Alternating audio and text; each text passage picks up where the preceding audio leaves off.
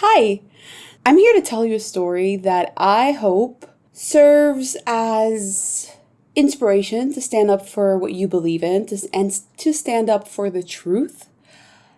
And also, just because I think it's such a crazy, wild story that, yeah, I think could benefit from being heard by other people. I seem like I'm in a great mood, and you know what? I am. And it's not because I won a court case. No, it's because I settled a court case. Now, I'm going to give you context about everything that happened. And this is very important because, as I have learned through the last year and a half, I already had an idea that obviously the legal system does not always work in favor of the person who is actually right and actually in the right. But I really got to experience this in firsthand, and I think that it is so interesting because it just says a lot about everything that goes on and how things are so much deeper than we usually expect them to be. Although I grew up in a very hostile environment that made me, from a very early age, believe that the world was cruel and that people were cruel in a way and that there wasn't really a lot of goodness in the world, somehow I had this hope that the legal system didn't fail that much. I thought that the failing of the legal system, the failure of the legal system was a minority among all the cases that do go right. And from what I have witnessed, they go so much deeper than that. And, this is the story maybe of just a naive girl learning how the world actually works. Or maybe it's a story of just somebody actually getting a slice of reality when, in a world where people still have hope that things work in their favor. But either way, this is not a negative story. This is not a depressing story. I don't see it as a depressing story. I see it as a story of empowerment. And this is why I'm going to talk about it. As you might know by now, if you have watched any of my other videos, on July 23rd, I believe it's on 23rd of 2023, I ran away from my own home to protect myself, to protect my cats, and to get away from my abusers, which were my parents that had abused me for 3 decades. And there was no way that things could be solved by talking because they are sociopaths. And yeah, they took over my house. They did everything they could. They put my cats in danger. They put me in danger. And I had to go live in the attic of my own home before deciding that this situation was absolutely unsustainable and trying to find an out, which then resulted in one day just preparing to leave and preparing my escape. Why is this important? Well, because this is where everything begins. I decided all of this. I did not have a lawyer until after I ran away and after I arrived to the place where I was going to stay temporarily.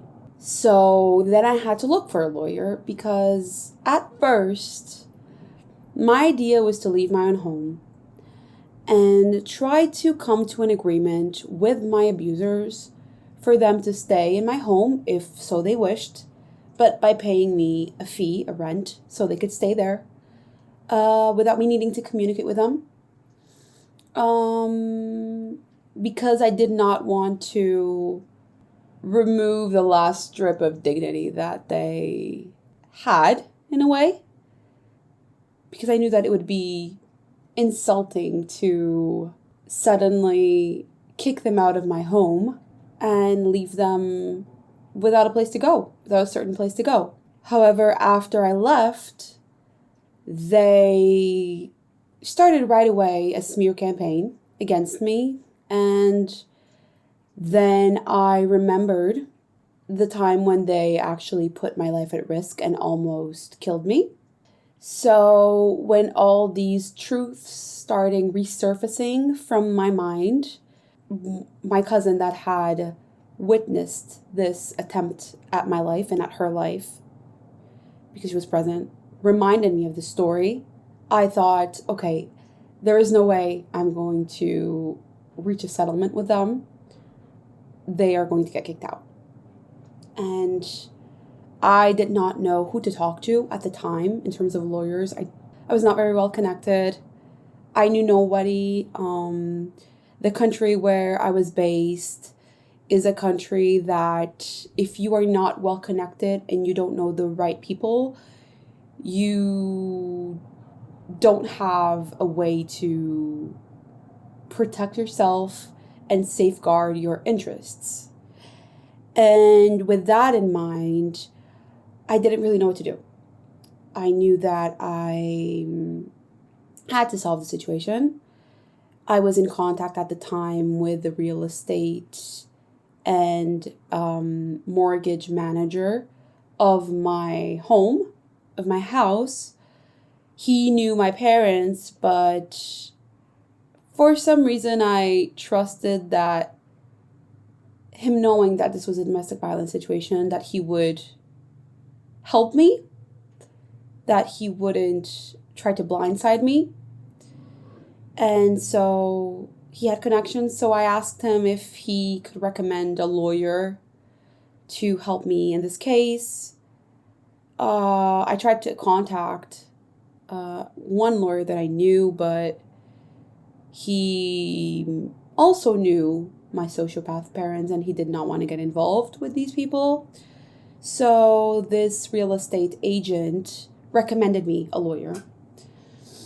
And it was the worst thing that could have happened. Little did I know. So this lawyer advised me to make a complaint in the to the police, to go to the police right away, as soon as possible. My parents were still in my house. I had already escaped. She told me to go to the police to file a domestic violence complaint, and she would file her services as a lawyer. She would annex them to my complaint. She would try to defend me and get a restraining order for me and get domestic violence protection for me, which, as you might have guessed, never happened. She did not do that. And there are a lot of hints. Sorry, my cat is... Okay, sorry. There are a lot of indications that there might have been some colluding there of the lawyer with people that were looking to serve my abuser's interests instead of mine. And I didn't know, of course, at the time, so I trusted her word. I trusted that she would help me. I saw her once in person. She told me her fee, which I paid for at the time. In fact, she offered me a price that would be tax exempt because she would not file it to the tax services, so it could be cheaper for me, and she wouldn't have to declare that amount of money to the tax services, which, yes, it is illegal, but it is a practice that some lawyers do in order to not declare everything that they receive. And at the time, of course, I wanted to pay less, so I said, fine, okay. You don't give me a receipt, but I'll pay. And so she was supposed to take care of my case, and 2 months passed, and there was no restraining order filed. There was no victim status in sight, nothing. I thought that was very weird. And asked her if she had any updates of my case because, again, I ran away from my home. I thought my parents knew where I was, which then ended up being true. They did find out where I was exactly, my address, my new address. So my life was in danger. the lawyer knew this. I was self-secluded in this room, feeling not safe enough to go out of that room without a restraining order, without knowing that the law was on my side and that at least my abusers will be warned that if they attempted something, that they were being watched and that there was something to protect me, at least legally. I talked to her and there was always some kind of excuse. She would say that she was busy. She would say that she was sick, that her daughter was sick. She would spend long phone conversations with me, phone calls, talking about her personal life and how stressed she was and how that's why she hadn't taken care of anything regarding my case, and I believed her because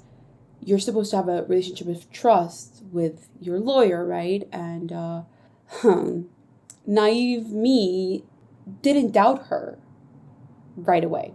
I should have, but I didn't because it was wishful thinking too, right? Well, then I wanted to understand how the case was. Eventually, she said she had received a letter from the court, but that she didn't go pick it up at the post because she was busy and she didn't have time.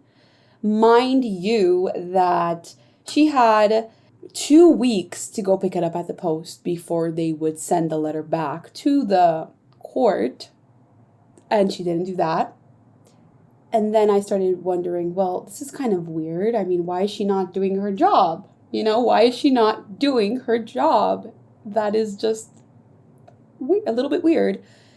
But I didn't want to pressure her too much because, again, I was reliant on her to make my case move forward, and I had no one else to talk to. And at that point, she was, I had already talked to her. I had already paid that first consultation. So yeah, basically I asked her how it was going, how the case was going, all of that. And she took offense that I asked. And she said, yeah, when people start questioning my work, I know things are not going to go well. So I renounce. And I was just shocked because I did not try to be hostile at all. I just wanted to know how things were going. I just wanted to know if there was any other bill that I had to pay for her services or anything. And she completely turned on me as if I was confronting her. And I wasn't.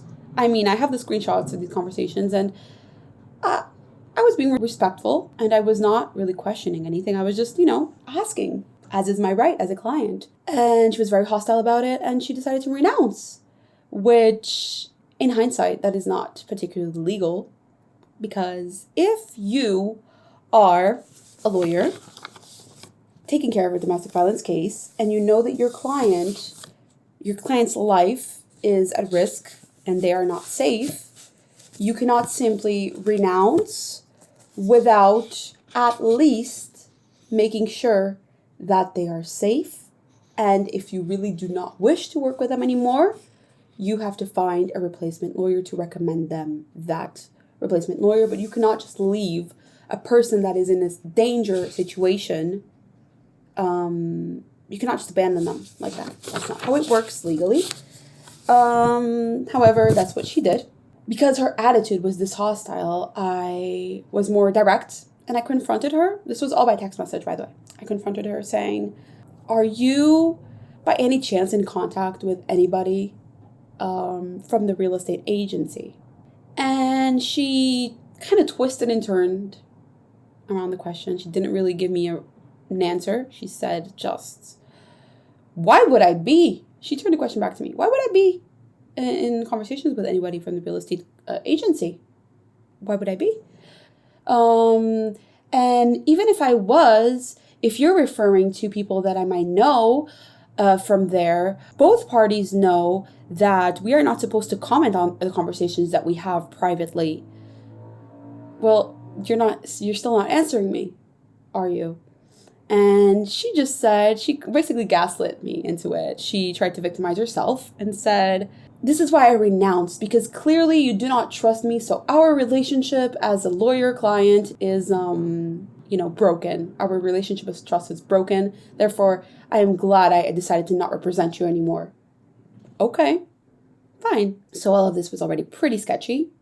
And then 5 days later, she sends me a document, non-official document, with basically it's like a note document. I would say notes on her fees and how much I will have to pay. However, this document is not a bill. My tax ID is not in this document. Her business tax ID is not in this document. It's legally speaking, it is not a valid document. And so in that document, she is charging me for the phone calls where she's talking about her personal life. She charged me for those phone calls. She charged me for reading every single text message that I sent her. She had never told me that there was a fee for this or what the fee was. She had never informed me. This by itself shows that the intentions were not good from the get-go. And so it just has a list of every single text message I sent, what time I sent that text message, the duration of each phone call. Again, mind you, these phone calls were her talking and complaining and trying to justify why she wasn't doing her job. And then charging me for asking her a question regarding this issue I was having with the real estate agency. Which, again, this was not a consultation. This was just a question. I asked her if I could ask her a question. She said yes. And then told me to send her the emails so she could have a quick look, which I did. But then because she didn't really answer my question, and she just kept, again, going around the subject without really addressing the problem at hand, I solved the issue by myself, and I told her, hey, do not read the emails. It's not necessary anymore. I solved the issue by myself. And she said, oh, no, I will read the emails. So she's charging me for reading the emails, although I told her, do not read the emails because I have solved this issue and I do not need your advice or services or any of that. Yeah, so she sends me a bill for, I don't want to, €239.80. And then remember how in the first consultation she gave me a value and she said that she wouldn't register it with taxes, so I wouldn't have to pay as much, and she wouldn't have to register it and declare it to the tax bureau. Well, suddenly, because she needed to safeguard herself legally, she wrote in this document that those €80 from that consultation were not a consultation. They were actually just an advancement for the total that she would end up charging me for all her services. So, yeah, that was just very sketchy, very weird. And I thought to myself, okay, so this is how it's going to go down. This is very weird. This is not legal, So I decided I'm not going to even think twice about this. I did email her questioning her about this. She did not reply. And I thought to myself, I'm not going to even waste more time. I'm going to file a complaint against her to the College of Lawyers so they can look into her and investigate her, because clearly there's something very sketchy with her behavior. There's something very sketchy with everything. It's not normal.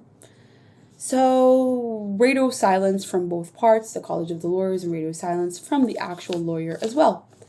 Fast forward to 1 year, the College of Lawyers responds to me saying that they are analyzing the case, my complaint, and that they are looking to perhaps fining her for irregularities in the way she is, they're looking into her, basically. They said they were looking into her, that seeing if What is legal, what is not? What is she doing? What's up? They are investigating the situation, which I thought, okay, great. Took a while, just a year, but great. No, but this lawyer thought she was going to blindside me. She didn't know that I was going to make this complaint. She thought I was just this. She thought I was a dumb little girl that had been abused all her life by her parents and would just didn't think about things, She undermined the fact that I was a domestic violence victim. She undermined me because I was a domestic violence victim.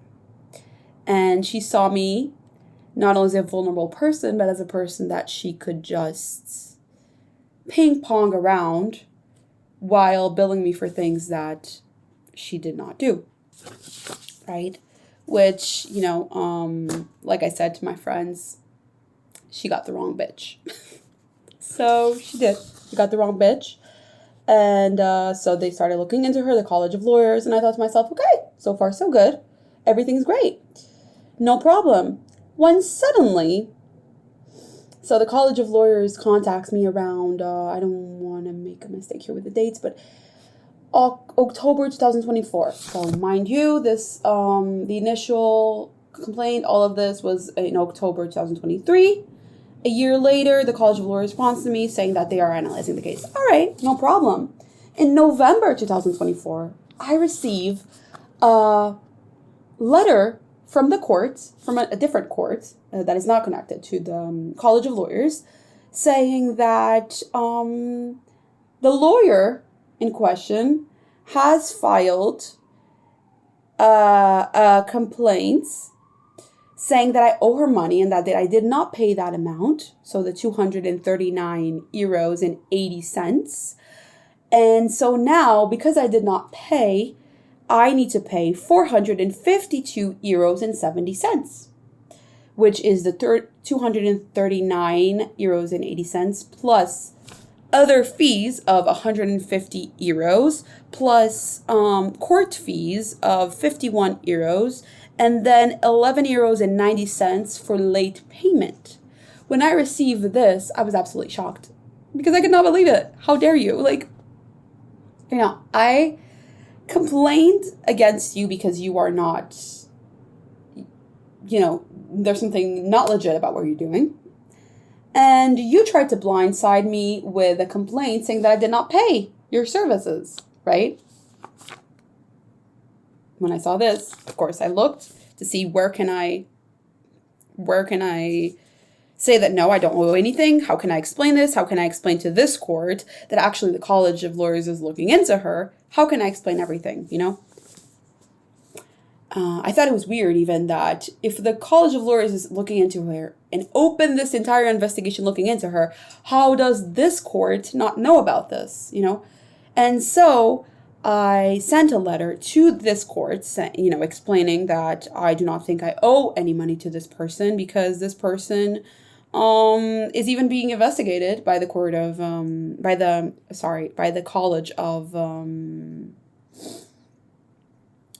by the College of Lawyers. And so, however, when I sent the letter to this court saying that, they said that to even analyze me saying that, no, I don't owe anything, I need to pay. So I need to pay to say that, no, I don't owe anything.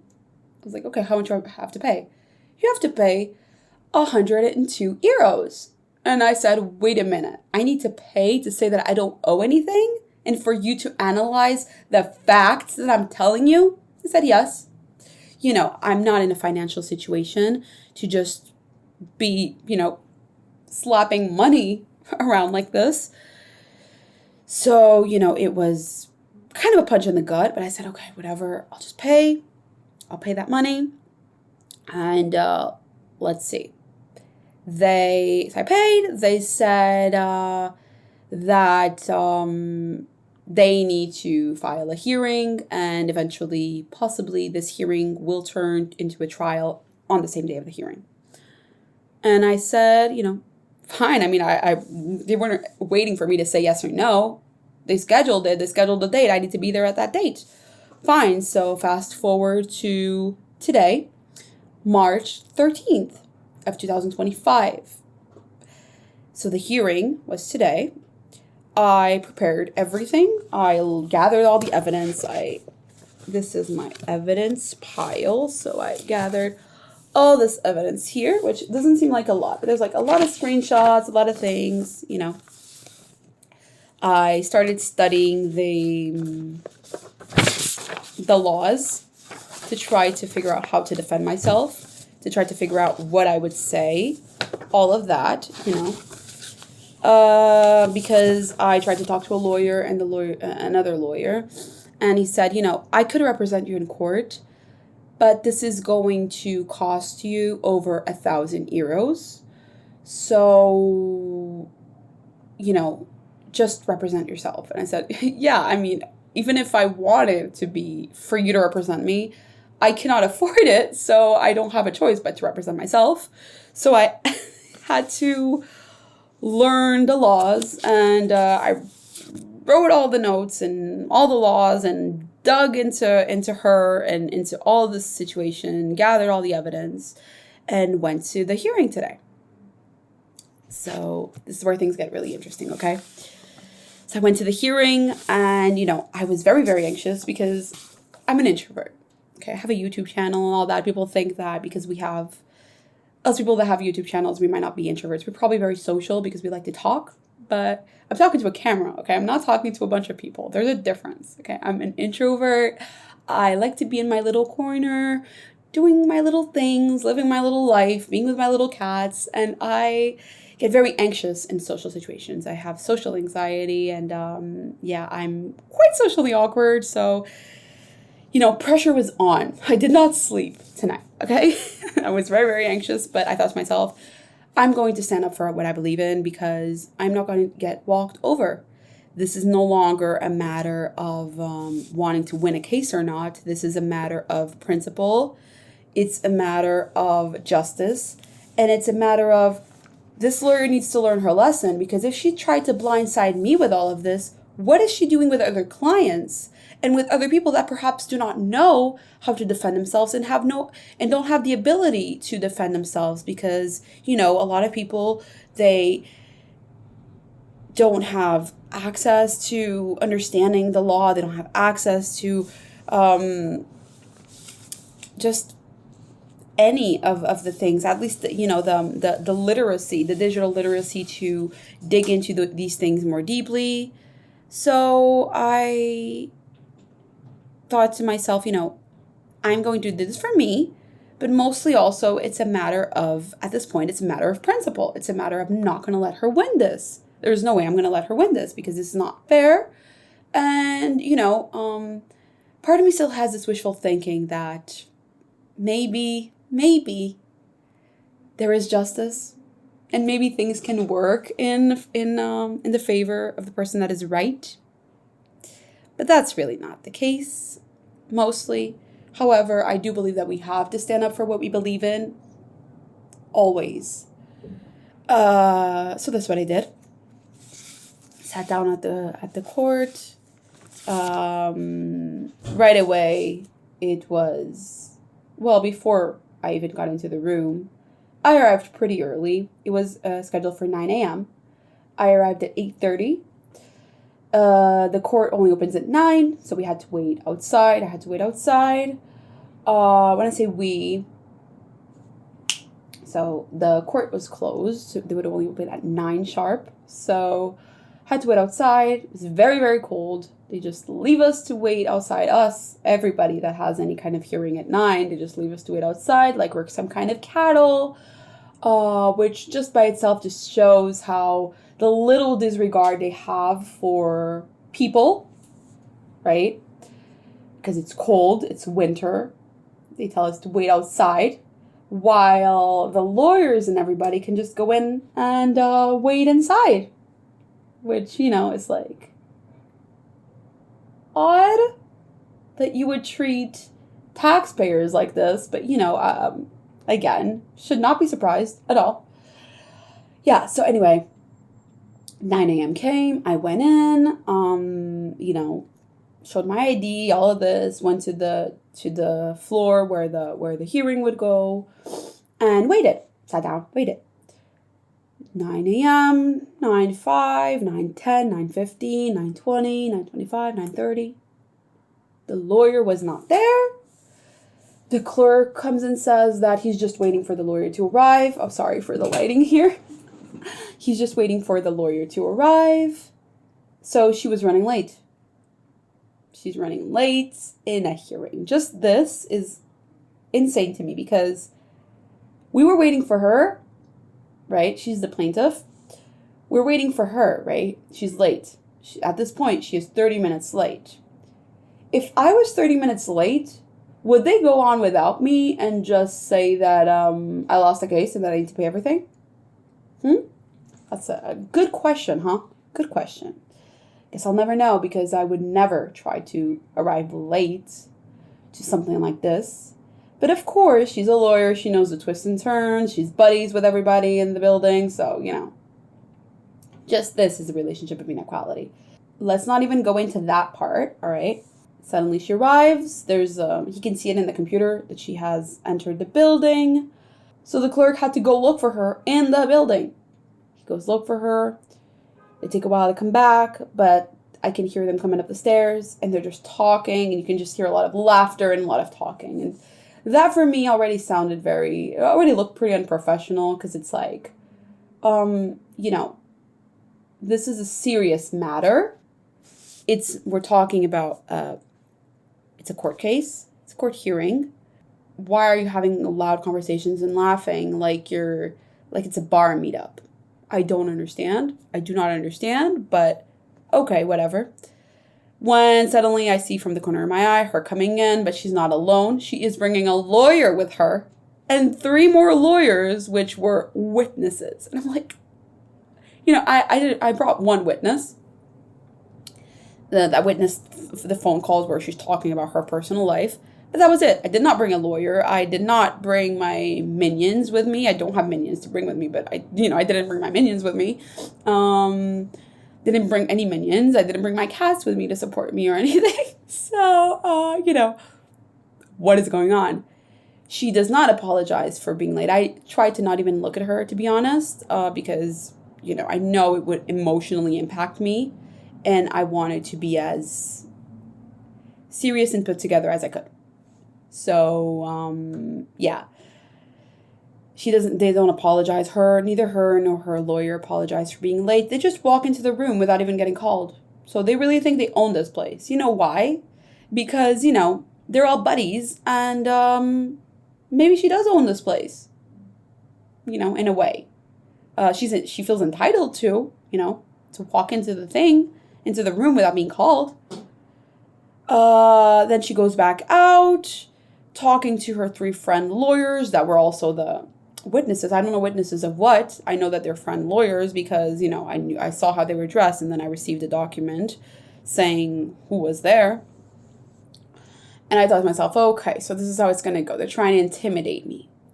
And they're just talking very loudly and she is just being very obnoxious and talking to her friends and she's just, you could smell the energy there. She really thought she had it in the bag. She really thought she was going to win this case, okay? Okay, so she's being loud and she really thinks she has it in the bag. She's talking with her lawyer friends. They're having these conversations. Basically conversations that you would have like you were anywhere besides in a court of justice, Oh, your clothes look so good. That color looks great on you, blah, blah, blah, blah.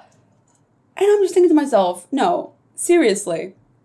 They are just being obnoxious and really thinking that they are superior. I stood in my own little corner, let them do their thing. Eventually they call me in as well. They call her little minion lawyer. And the judge is sitting there and she asks us if we are willing to reach a settlement. And her lawyer, of course, is speaking for her, and he says that, oh yes, the client is his client is very open to a settlement. So instead of 452 euros and 70 cents, they are willing to do the grace of lowering the amount to 390 euros. And I'm already shaking my head, right? The judge asks me if I'm willing to pay that, and I said no. She asked me, what is the max you are willing to pay? And I said 100 euros, and I will not go above that. Of course, I tried to go as low as I could so I could give, so there could be a margin to renegotiate, you know. Of course, her lawyer said, oh no, that is way too low. And the judge said, okay, so no settlements, then we will do a trial. And, said, fine, okay. The judge asked her lawyer if he is willing to lower it a little bit more. He said no. So, okay, there's a trial. All right. She said that the judge said that we have 30 minutes to look at each other's evidence. So they would look at the evidence I brought in, and I would look at the evidence they brought in. Okay. I look at the evidence, and she brings this. So you saw my little papers, right? This is my evidence. Pretty malleable. Not a lot of papers, right? This is her evidence, okay? Okay? Her evidence, basically, it's screenshots of our conversations. But where these screenshots, half of them, she's incriminating herself, all right? But, I looked at this, but I didn't really read it. I saw that her and her lawyer were really looking at the evidence I brought, but I didn't really look at what she brought because it was just it was pathetic. When I started kind of looking around, I was like, I'm not going to read all this. Like, this is bullshit. Really not even going to, I have my notes. I have the laws that have been broken. I have everything here. I have my arguments. I know how to defend myself. I don't need any of this, any of this nonsense.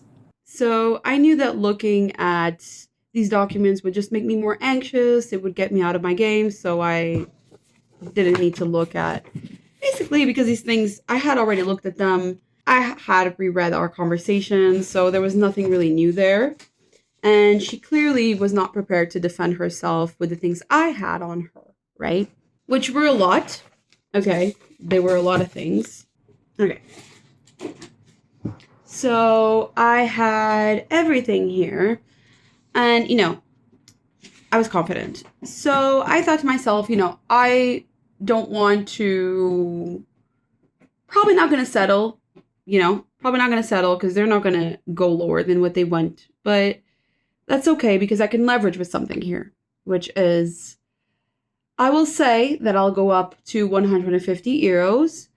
And I will say that I am aware that the paper she gave me, charging me, that paper, charging me for her services was not even legal. So, she was clearly trying to commit tax evasion. So I will say that, if they don't decide to come to an agreement, I will talk to the tax evasion offices and give names. So I said 150. He said absolutely not. He told me that her lawyer said absolutely not. We were talking outside of the court at this point, waiting for the trial to begin. He said absolutely not. And I explained, I am absolutely right that none of this is legal because you gave me this paper. This paper doesn't have any kind of legal substance. My tax number is not there. The lawyer's tax number is not there. There is no date limit for the payment to be made. And then suddenly you serve me with a legal request for payments and, with extra fees. So it goes from 239 euros basically to 450. Just like that. Doesn't seem legal to me. Besides this, clearly you were trying to run away from commit tax evasion. Not only this, in this document where your client wrote the services she provided, she says that she provided the service of victim protection and of making sure that I was safe, which is not true because I only obtained the victim status by my own accord 6 months later. And I have proof of this. Okay, so she did not do any of this. And then, I have all the laws here. Also, The phone calls and the messages were not regarding anything of the case. It was just her trying to justify why she wasn't being professional, and that I have a witness that can testify for this. Another thing is she decided to renounce the lawyer services to a victim of domestic violence that was in danger, and that this all by itself is a violation of human rights. And yeah. So, and I said, I have more here that I'm willing to present to the court during the trial. So, do you really think that you're right? And he said, oh, but my client filed a legal bill. And I said, no, this paper is not a legal bill. And he said, no, but she did file it, the legal bill. Look at here is the numbers. And I said, yes, she filed a legal bill 2 days prior to making the complaint saying that I hadn't paid. And before this, we're talking 1 year after this little paper that she was expecting me to just pay and shut up, right? That's not legal. Oh, the tax office doesn't care about that. Even if you complain, they don't care. They just care that things are filed eventually. I said, yeah, no, that's not how it works. And we'll see. He got really worked up, but I could see that he got scared. At this point, he was scared, and he was shocked because he did not know that his client had only filed a legal document last year, not in 2023 when she was supposed to, and that she had not sent me this legal document, right? I noticed that he was very anxious, so I did make him tremble a little bit, which made me proud and happy because, I'm just little old me, and she brings in her whole gang with 5 lawyers trying to take me down, and, so I was proud of myself because I saw that he was nervous, and I was proud of myself. And, he just walked away, and the clerk said, okay, we're going to trial. And he said yes. And I was like, okay, well, I guess we'll go to trial. And when the judge tells me that, oh, she just talked to the lawyer representing the plaintiff, and he said that he's willing to lower the bill to 250 euros instead of 290 now. Yep. And, I thought to myself, I said 150. He's going to 250. If I lose this case, it's going to be 700 something or even up to 1,000. They're clearly buddies. This is clearly an unfair, uneven situation because, they all know each other. They are, they're going to try everything to put me in a bad situation, regardless of me having the laws and the proof that state that I am correct. And so I accepted the settlement because, I could not be bothered anymore to try to talk more because it would end up costing me more, and I do not have that amount of money to pay. And another thing is that, because of my chronic illness, my back, my spine was really hurting. I'm having a very bad flare-up, and my lower back is really hurting. My neck is really hurting. And I thought to myself, you know what? Whatever. And I tell the judge that I will accept, and not because I think I am wrong or because I don't think I'm in the right. I am in the right. But honestly, I'm a victim of domestic violence. I have been through enough with my personal case, and then with this whole sham. So, I am going to accept because I do not want to waste any more of my time with this, going to a trial and potentially, not seeing the justice that I deserve. And that's how I accepted, I settled, and so she got her money, not the money she was waiting to receive, the lawyer, the plaintiff. But you could see her energy completely shifted. So she went in there today morning, she went in there really thinking that she had it in a bag, really, that's when I really saw, the narcissism. She really completely not self-aware, really thinking that, her ego was really up there. She really thought she had it in the bag, that she was going to get paid, that she was going to show all her little lawyer buddies who owns this place, and she had to settle. She had to settle, and this case ended up costing her more money by being a plaintiff than, so settling cost her money. And you could see her energy was completely different after this. So her energy was, I could just sense the tension there, and her ego was just completely, her ego was not next door. She was completely down. She was close to crying. And for me, that's a win. Because she thought she was going to win this. She thought that she could intimidate me. She thought that she could take me down. She thought that she had all of this under control. And she didn't. And, besides settling, of course, I'm going to file a complaint and expose her to the tax office, because she clearly tried to dodge the system here, right? And, this is just a lesson. It's a lesson to be careful with lawyers. They are not all trustworthy, and you're going to get screwed over very easily if you believe that lawyers always have your best interest at heart. Unfortunately, that's not how it works. Some people want to take advantage of domestic violence victims or people that are in vulnerable spots. They want to take advantage of them, and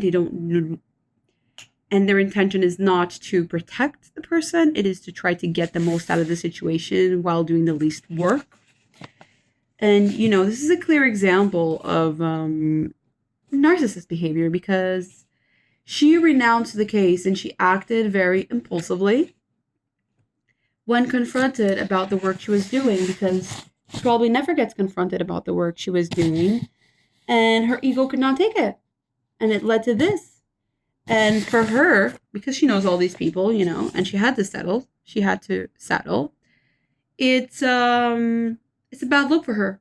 And it's going to get worse, because even if she doesn't get a fine from the tax and customs office, they're going to contact her, and it's going to scare her. And maybe, just maybe, it will be a lesson for her to be more careful in not doing this to people, to not doing this to potential clients, to not just try to exploit victims in this way, because we are not dumb or stupid or naive just because we are victims, just because we are in a vulnerable situation or we live through a vulnerable moment. And a lot of people try to take advantage of that, and they think that just because we were susceptible to abuse, we will be forever susceptible to abuse. Thankfully, we have the power to gain awareness. We have the power to not let people walk all over us anymore. We have the power to not be people pleasers anymore, and to stand up for ourselves. And we might not always evidently win, and justice might not always be on our side, but at least we fight for our rights and we stand up for ourselves. And again, it might not result in a win. It might result just in a settlement, which is a win when people are basically trying to gang up on you and take you down. And so I hope that this, in a way, gives you strength to stand up for yourself, gives you encouragement to not see yourself as someone that is absolutely powerless, even when the system attempts to leave you in a powerless position. And it clearly did. And so for me, legally it is not a win, but it is a win for me because I did not settle, and I'm so proud of myself. I really am. And I'm proud of what I said to the judge while accepting the settlement, because it is true. I have been through way too much to be caring about this absolutely irrelevant case. And yeah, it leaves me in a not so great financial situation to have to settle and pay this and have to pay that amount and all of that, But you know what? I really had no other choice, because I would have not won this. These people know all the twists and turns of the system, and she hopefully she will never forget that us domestic violence victims, we can be vulnerable, but the things that we go through also make us stronger and can also turn us into a force to be reckoned with. And that is the lesson here. I hope that this was somehow inspirational. That's why I'm telling the story. And thank you so much for watching. Thank you for listening to all of this. If you listened to the whole video, thank you so much. You're awesome. Your attention span is amazing. You're part of the around 20% of people that click on videos and watch videos that made it through. So congratulations. Your attention span is amazing. And yeah, thank you so much. All right. So I hope you have a great day. Hope this inspired you. And yeah, bye.